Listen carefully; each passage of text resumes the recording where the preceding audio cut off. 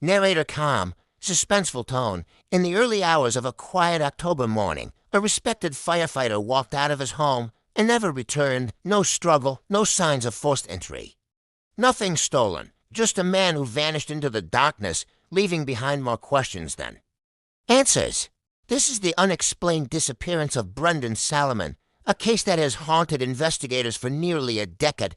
Brenden Solomon, 34, was known in his North Carolina town as a disciplined, reliable firefighter, married, no criminal record, no debts, no known enemies. On October 18th, 2015, he told his wife he was stepping outside for a minute to take a phone call. The call records showed no incoming call.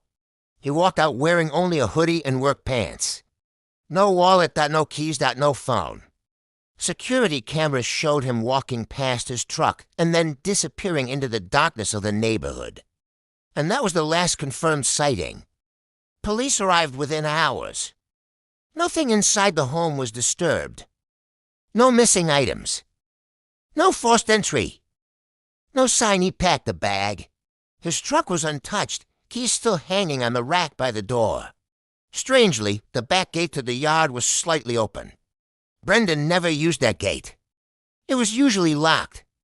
Beyond the gate, a narrow path leading toward a wooded area behind the neighborhood.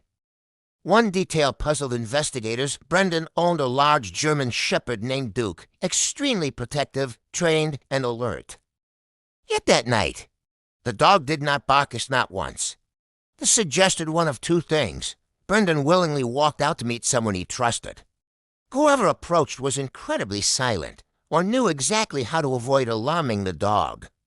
Detectives canvassed the neighborhood but found nothing suspicious until a neighbor mentioned seeing headlights near the wooded area around 3 a.m., a vehicle she didn't recognize. With no phone on him, investigators had little digital evidence. But 3 days later, something strange happened. Brenden's smartwatch, which he rarely took off, sent to the home Wi-Fi at 3:42 a.m., long after he disappeared. It only connected for 3 seconds. This raised chilling questions. Did someone bring the watch back near the house?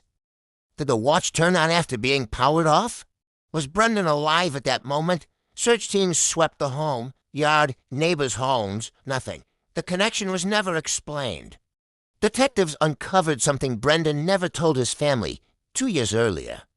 He responded to a domestic violence fire call. The suspect, Victor Hale, was arrested partly because of Brenden's testimony.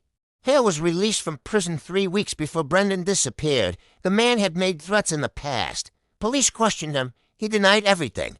No evidence tied him to the case. But Hale's alibi had gaps, and he refused a polygraph 6 months later. Hikers found burned fabric deep in the woods behind Brenden's neighborhood. Tests revealed the material could match Brenden's hoodie. Burn patterns suggested accelerant use. No DNA was found. The fabric was too damaged nearby. Investigators found a half-buried metal box containing a lighter, a knife with no fingerprints, a charred pie. So rope to this day. Police cannot confirm whether these items were connected, but the proximity to the disappearance. Location made them suspicious. Theory 1, the revenge abduction. Victor Hale may have followed Brenden home and coerced him outside. Theory 2, a secret meeting gone wrong. The open gate suggests Brenden may have willingly walked outside to meet someone. Theory 3, a professional abduction. No noise, no dog barking, no struggle. Feels calculated. Theory 4, the digital glitch theory. The smartwatch sensing could have been a malfunction, a power surge, or someone walking past the home with it nearly a decade later. The disappearance of Brenden Solomon remains one of the most chilling unsolved cases in the region. A man who ran into burning buildings to save lives vanished without leaving a trace. What do you think happened to Brenden Solomon? 2 years after Brenden disappeared, the case took an unexpected turn. A truck driver named Joel Hawk Turner came forward. He claimed that on the night of Brenden's disappearance, he saw a man walking along a service road about 4 miles from the Solomon home. The man seemed injured, limping, holding his side, and wearing a dark hoodie. When shown a photo of Brenden, Hawk hesitated and said, "It looks like him. I'd say 80% sure. But there was a problem. This service road led away from the woods, but toward a major highway exit. Was Brenden trying to escape someone? Was he kidnapped and then managed to break free? Or was it an entirely different person? Police couldn't confirm the sighting, but it reopened the case.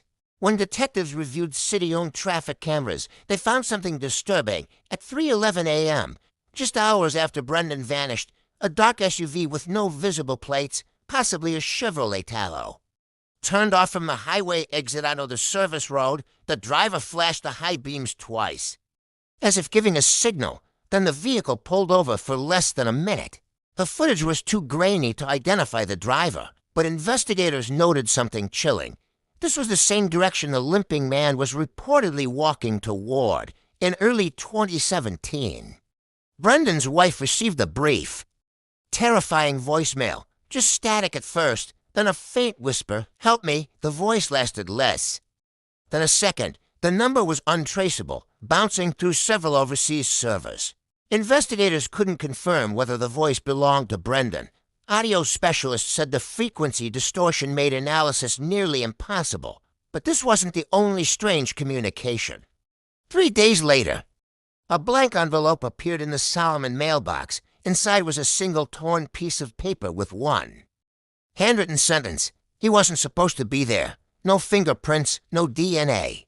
No letterhead, nothing. Search teams had combed the woods behind the Solomon home dozens of times, but a private search group, operating independently, used thermal drones and found something the police missed: a narrow man-made trail covered with brush leading toward a locked drainage tunnel. The tunnel had scratches around the hinges. Someone tried to pry it open. Inside, they found a torn piece of reflective tape, a half-empty water bottle, a pair of black gloves, a metal chain with a broken clasp. The bottle was too degraded for fingerprints.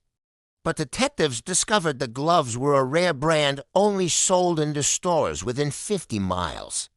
When police checked the buyer list, one of the names stood out: Victor Hale, the man whose case Brenden testified in years earlier. But Hale had an alibi until now. When confronted with the new evidence, Hale changed his story. He admitted being near the area the night Brenden disappeared, but claimed it was for a job. When asked who hired him, he refused to answer during questioning. Hale slipped and said, "I didn't think he'd try to run." The room went silent. Investigators immediately pressed him, but he backtracked, saying he was talking about someone else from his past life. Still, something finally cracked. Hale confessed that he had seen Brenden the night he vanished, but he insisted Brenden was alive and walking on his own. He refused to say anything else without a lawyer. The case was heating up again. Detectives attempted to pull Hale's financial records to see who might have hired him. Surprisingly, they were denied access not by Hale's lawyer, but by a federal agency. The official reason: information restricted due to an ongoing investigation. This raised massive questions. Why were federal agencies involved? Was Brenden connected to something bigger? Was Hale working for someone else? The Solomon family was never given answers. Every year, the fire department held a small memorial event for Brenden. In 2019, a woman was seen standing at the back of the crowd. No one recognized her. After the ceremony, she placed a single yellow rose on the memorial table and a sealed envelope beneath it. Before anyone could approach her, she left. Inside the envelope was a USB drive.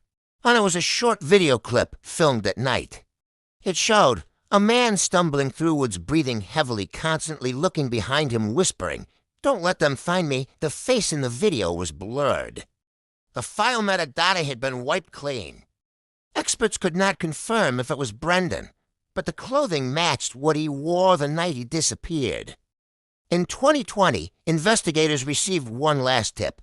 A hiker reported seeing a skeletal structure wrapped in fabric deep within a restricted wildlife area. When police arrived, the remains were gone. Only the fabric was left burned, destroyed. Beyond testing, someone had reached the site first. Someone who knew investigators were coming.